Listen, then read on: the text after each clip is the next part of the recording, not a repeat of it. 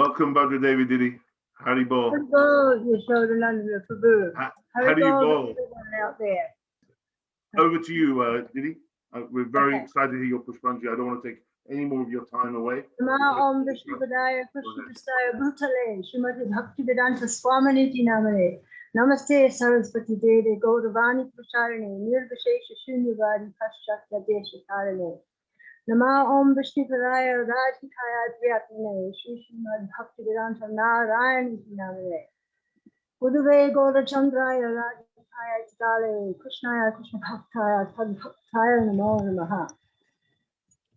So we're having a wonderful festival here. We've got about 30 devotees from all over New Zealand.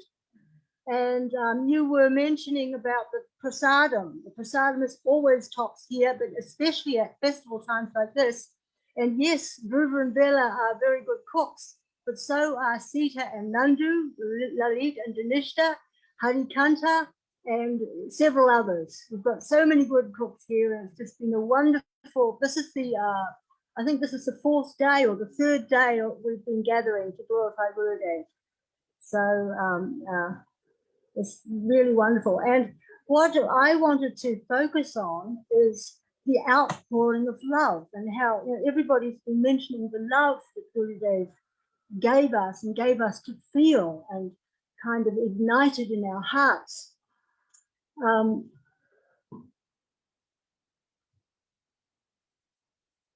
It's like he was known as the ambassador of love, and he was also known as the thief of hearts.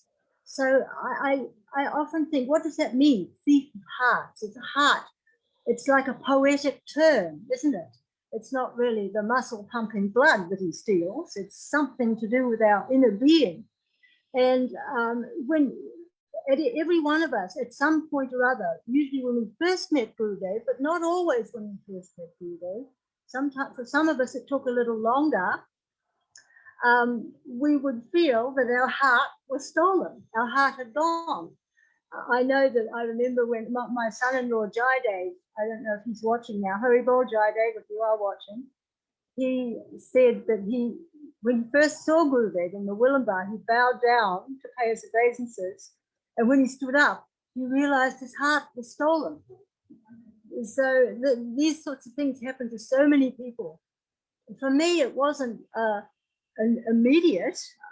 Actually, I'll tell about how I think I was actually one of the very first devotees to come to Gurudev, actually, because in a subtle way. Because back in 1977, when Srila Prabhupada went into Samadhi, I was in the Willambar at that time, and there were devotees. Everybody was in a turmoil. Nobody really knew what it meant now that Srila Prabhupada was gone, apparently gone, and the temple president there was. There was no internet or anything in those days, so the temple president was communicating with the authorities in Vrindavan to find out the latest news, what was happening with Srila Prabhupada and what was being arranged for him going to Samadhi and all that. So the temple president was on the phone every day, probably every half day, every few hours. There were new telephone messages coming through about what was happening. And all the devotees would gather in the temple room, and the temple president would tell us what he'd heard from what was happening in Vrindavan. And I remember clearly that the strong message came through that although everyone was just confused and didn't know what to do and broken-hearted, there was one great Vaishnava there, one very, very loving Vaishnava who was guiding everybody and everything. He was guiding the whole ceremony, all the rituals, everything that needed to be done to put a saint into Samadhi, which of course none of the Westerners knew. We didn't know anything about the culture. But this wonderful Vaishnava, Narayan Maharaj, was there helping, and everybody was so grateful to him. And he was obviously very much loving and respectful of Srila Prabhupada, and also loving and respectful of his disciples. And I remember we heard these messages several times over those few days of Srila Prabhupada going into Samadhi. and the name Narayan Maharaj was mentioned. And I remember thinking that I experienced that his love was so powerful that it actually came through the phone lines and affected me. And I remember thinking, well, Srila Prabhupada's gone, apparently, but at least there's somebody that we can turn to if we need to. So at that moment, I kind of, in a sense, in a very, very neophyte, vague sense, accepted Gurudev at the time. But then, of course, I forgot about him because I became a mother and we went through all the decades of our ISKCON life. And it wasn't until the 90s that I started to hear his name again mentioned. But this time it wasn't in a favorable light. This time it was, oh, Narayan Maharaj is a sahaja and he's stealing Srila Prabhupada's disciples, etc., etc., etc. And I thought, no, this is not right. I didn't believe it at all. In fact, I thought the opposite was true. And I aspired to hear from him. I started to aspire to hear from him around about the mid-90s, but somehow I wasn't sincere enough to actually go and literally make that happen. And it didn't happen until he came to New Zealand for the second time in 2002, when I met him at where he was speaking. It was an Indian temple where he was speaking. And I was captivated straight away by his Hari Katha. His Hari Katha was just, as everybody says, it was like seeing it on the screen. Like I can see your face at the moment, Yashodananda Prabhu, on the screen. But it was like being able to see. I remember he told Damodar Leela, and I'd never heard it in such graphic pictorial detail as when Gurudev told it that time. And I was fascinated and went back to and actually I was introduced to him that evening, and he said, I was introduced to him as a Prabhupada disciple. And he said, the first thing he said to me was, I want to help Srila Prabhupada's disciples.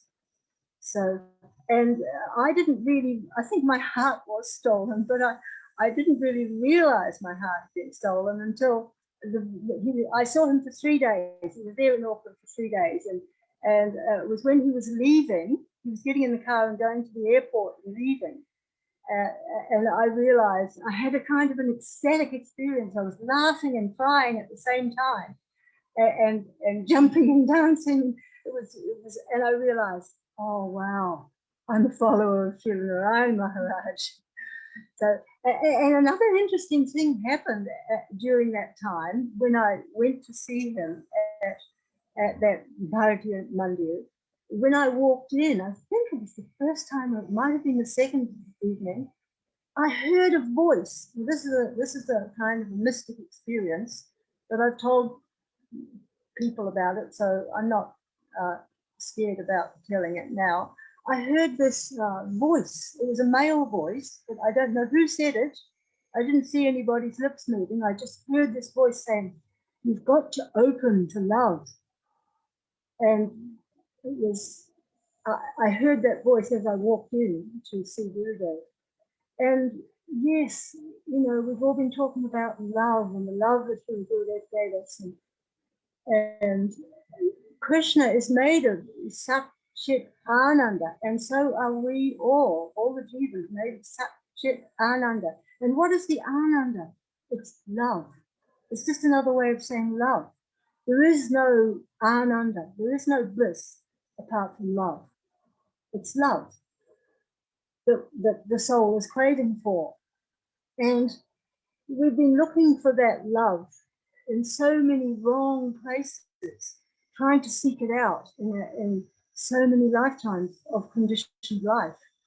And when we meet somebody who is actually fully made of that love and it's emanating from him, then it connects with the need that we have in our heart for love. And we feel that connection. And this is my explanation, this is my personal explanation of what it means to have our heart stolen. That's what it means to have our heart stolen, because we're searching for this love, and here's a person who embodies it. And when we connect with him, it's like we realize this is the love, this is what I've been looking for. This is actually what I'm looking for. Here it is, finally found it. And for me, I've found, and I think it's so for everybody, we are observing this wonderful festival now, 30 of us here, and it's like reliving those loving times with Gurudev. But at the same time, it's a little bit different because we've all evolved and grown in the last 10 years. And it's like when we, I'll speak for myself, when I see somebody that I always try to look for something that I can like in a person. And this is what Gurudev set me on this path, because he was always telling us, don't criticize, don't find fault with others. And so I always look for something that I can, some sweetness in a person. Even if a person, when I meet them initially, I feel sort of a little irritation inside me or some sort of aversion inside me, I think, okay, what is it in me? What is it in me that's causing me to feel like that? Because the tendency, the conditioned tendency is to say, oh, that person makes me feel like this. But really, it's something in me that's causing me to feel like this about another jiva. So I try to put that part aside and look for some little sweetness that I can connect with. And nearly always we can find it. Nearly always we can find it. Occasionally there might be a person whose conditioned makeup is so different from mine that I feel I can't readily offer love to this person. So what do we do in that case? We just leave them, just avoid them, respectfully avoid them, leave them out of our life. But not with any feeling of aversion or not with any fault finding. That if we're still fault finding them, we've left them out of our life and we're still fault finding with them, and then that's not upeksha, that's not. But a form of love can be, you can even love those people that we can't directly feel love for by just keeping them out of our association and not disrespecting them, not continuing to find fault with them. So these sorts of things are happening out in the material world too. There's all this personal growth and everything. People are noticing things, being more aware of themselves and taking responsibility for their own feelings and their own relationships and everything like that. And why is this happening? Because auspicious things that are beneficial for soul growth don't happen in Kali Yuga. It's not typical of Kali Yuga. Kali Yuga is down, down, down, all the way, down to the dogs. Okay. But it's happening because this is Danyakali, Mahaprabhu's mission. Mahaprabhu is here. He's still here in the form of the likes of our Gurudev. In fact, primarily the likes of our Gurudev, the ambassador of love. And that the spin-off effects, as a result of Mahaprabhu's presence and the likes of Gurudev's presence and all our parampara and all the pure devotees and advanced Vaishnavas, these auspicious things are happening in human society. And these people are gradually coming up, and these are the ones who will take to Mahaprabhu's mission, I believe. So, okay, so I've only got another minute or so, right? I was going to tell a little anecdote about Gurudev in the Dham, but that's okay. I'll pay my obeisances now. I've got 2 minutes? Okay, I've got 2 minutes. So one time I was going down Bhakti-Siddhanta Marg, it was at festival time, and the road was absolutely chocker with traffic, rickshaws, buses, motor vehicles, bikes, human beings. And we were in a rickshaw, two ladies, we were in a rickshaw heading down to Yoga Pit. And we saw Gurudev coming in his big Tata vehicle towards us. And we, hey, Gurudev! And he drove past us. And then we made our way down to Yoga Pit, got off our rickshaw, went in, and we paid our obeisances. We had been about 100 meters from Yoga Pit when this happened. And Gurudev was in there. He and Brajanath and Madhav Maharaj were in there. So to me, it's just an absolute miracle how, because he was heading in the other direction. There's no way they could have parked and walked back to Yoga Pit by any explanation.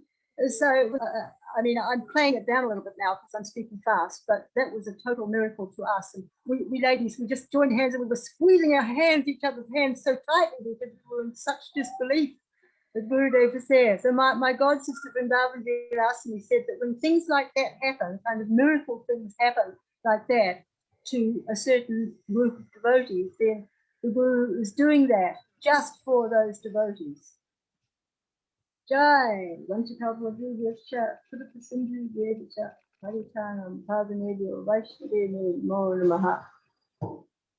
David Dassi, I'm so happy that that the technology didn't prevent us from hearing from you. You're like the completion of the circle of wisdom coming from New Zealand there. You have this amazing association. Not only is it great prasadam, but also amazing association. Beautiful. Absolutely beautiful. And I love what you said about not finding fault. And actually, my experience with Srila Gurudev is anyone who antagonizes us, we need to find what it is within us that is not complete. What is it with us that is not immersed in bhajan such that we cannot tolerate that person? The fault is always inside of us, not in the other person. Very powerful comment you're making there. And I love what your Bhagavad Maharaj talks beautifully about the relationship between Srila Gurudev and Srila Prabhupada. And it's very helpful to us as Gurudev disciples to hear of Gurudev being at the ceremony of Prabhupada's disappearance and samadhi. It creates that continuity. And I really feel what's coming through right now, especially as we've had Gaudiya Math represented, His Holiness Radhanath Swami on the line, beautiful Pushpanjali, is I feel, and a lot of my peers feel, we're one Chaitanya family.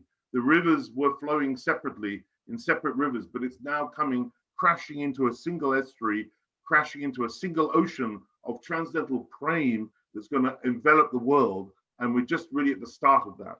It's very, very exciting. So thank you so much for your Pushpanjali. Very, very happy. Thank you.